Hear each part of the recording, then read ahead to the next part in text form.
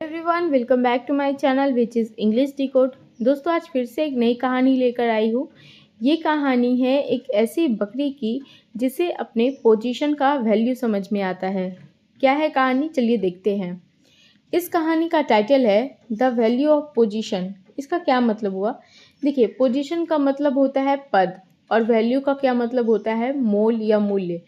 तो कहते हैं ना कि आदमी का पावर नहीं होता है, पोजीशन का पावर होता है। तो ये कहानी कुछ ऐसे ही है। चलिए शुरू करते हैं। Once a shepherd left his goat to roam free in his house and went away। अब देखिए, वंस अ shepherd यानी कि गड़ेड़िया, लेफ्ट हिज गोट, लेफ्ट यानी कि छोड़ना, गोट यानी कि बकरी, बकरी को छोड़ दिया टू रोम फ्री।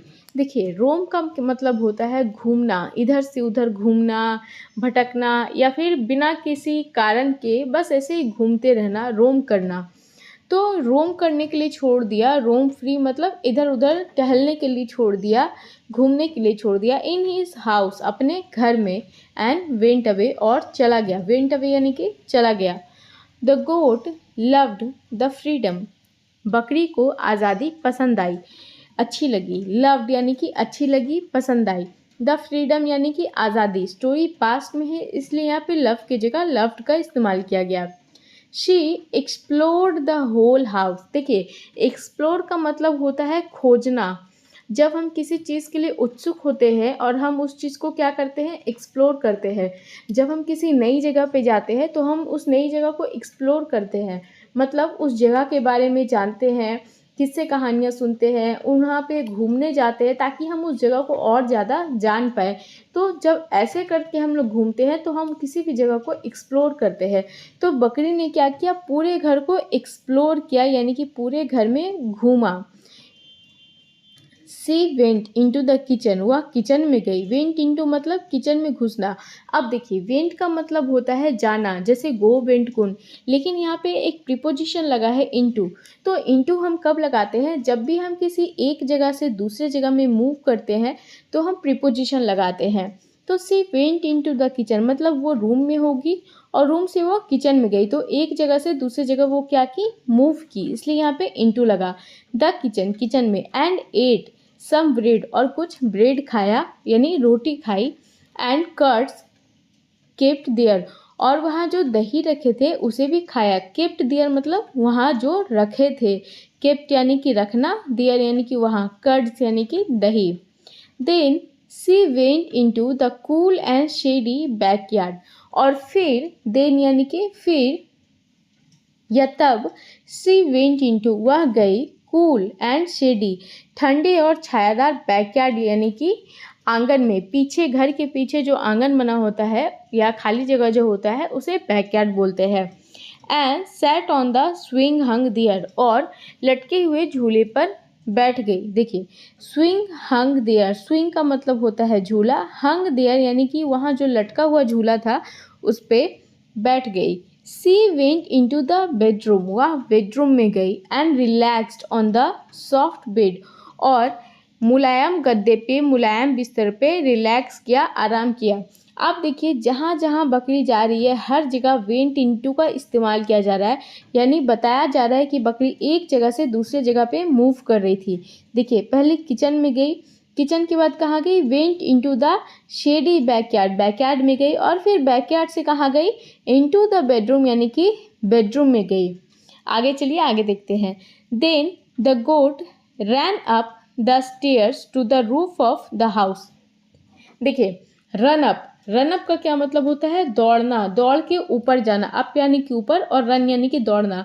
चूंकि ये स्टोरी पास्ट में है इसलिए यहाँ पे रन की जगह रैन का इस्तेमाल किया गया है। रैन अप यानी दौड़ के ऊपर गई। ऊपर कहाँ, द स्टेयर्स यानी कि सीढ़ियों पे, to the roof of the house घर के छत पे जाने वाली सीढ़ियों पे गई।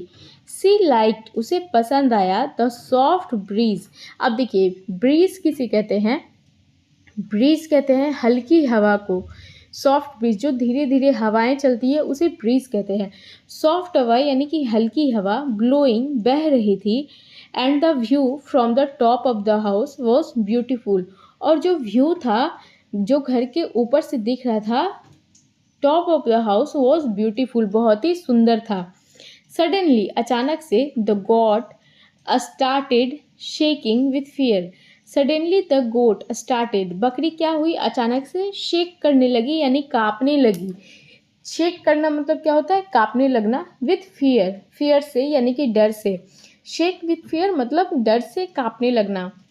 हर टीथ चैटर्ड, अब देखिए चैटर्ड का क्या मतलब होता है, कटकटाना। आपने देखा होगा जब बहुत ज़्यादा ठंड लगती है तो हमारे दांत अपने आप कटकटाने लगते हैं, तो उस कटकटाने को इंग्लिश में हम लोग चैटर बोलते हैं। अब दांत डर के मारे भी कटकटा सकते हैं, ठंड के मारे भी कटकटा सकते हैं। अच्छा, चैटर का एक और मतलब होता है बहुत ज़्यादा बात करना, बहुत क्यूकली और बहुत ज़्यादा कंटिन्यूसली बात करना, जिसे हम कहते हैं ना बकर बकर करना, मतलब बिना मतलब का बस बोलते रहना, तो उसे भी चैटर कहते हैं, चैटर करना कहते हैं। आपने सुना होगा सी इज़ अ चैटर बॉक्स, मतलब वह बहुत ज़्यादा बोलती है।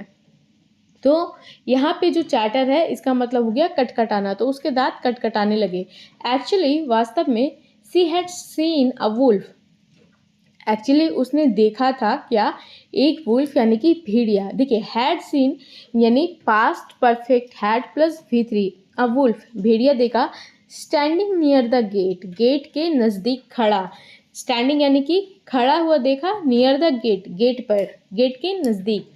ही could not enter the house, वह घर में नहीं आ सकता था, नहीं घुस सकता था, enter, because the shepherd had kept the gate locked, क्योंकि गड़ेड़िए ने गेट को बंद कर दिया था। Had kept the gate locked, gate को लॉक कर दिया था, बंद कर दिया था। When the goat realized, जब गोट को ये बात रियलाइज हुई, ये बात याद आई, ये बात समझ में आई, that she laughed at the wolf and forgot all fears, वह भेड़िए पर हंसने लगी। लाफ्ड एट मतलब लाफ्ड एट समबडी मतलब किसी पर हंसना, या फिर लाफ्ड एट समथिंग मतलब किसी चीज़ पर हंसना। तो वह भेड़िए पर हंसने लगी एंड फॉरगॉट ऑल फियर्स, और सारे डर को भूल गई। द उल्फ सेड लाउडली, भेड़िए ने लाउडली यानी कि ज़ोर से कहा, डियर गोट, प्यारे गोट, यू आर लाफिंग, तुम हंस रहे हो, because you are at higher position, इसलिए हंस रहे हो क्योंकि तुम हायर पोजिशन पर हो, यानी कि ऊंचे पद पर हो, ऊंची जगह पर हो। पोजीशन यानी कि पद या फिर जगह, तो हायर पोजीशन क्योंकि ऊंचे जगह पे हो। देन आई, मुझसे।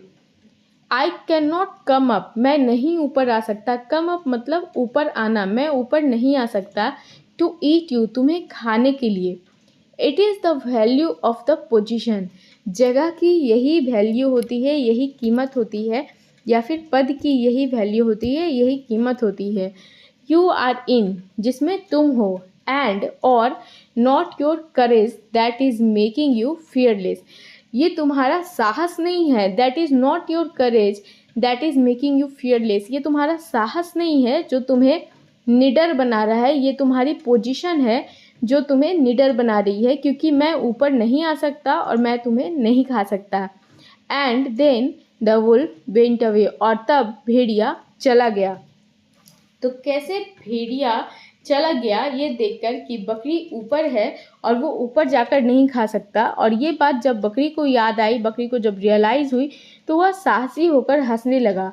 तो भेड़िए ने यही कहा कि ये तुम्हारा करेज नहीं है जो तुम्हें निडर बना रहा है, ये तुम्हारा पोजीशन है जो तुम्हें निडर बना रहा है, क्योंकि तुम ऊपर हो और मैं ऊपर नहीं आ सकता। तो दोस्तों ये थी आज की कहानी। उम्मीद करती हूँ कि आपको इससे बहुत कुछ सीखने को मिला हो, बहुत सारे नए वर्ड सीखने को मिले होंगे। तो यदि आपको ये अच्छी लगी हो तो प्लीज़ इसे अपने दोस्तों के साथ शेयर कीजिएगा, मेरे चैनल को सब्सक्राइब कीजिएगा। आज के लिए बस इतना ही, मिलते हैं नेक्स्ट वीडियो में।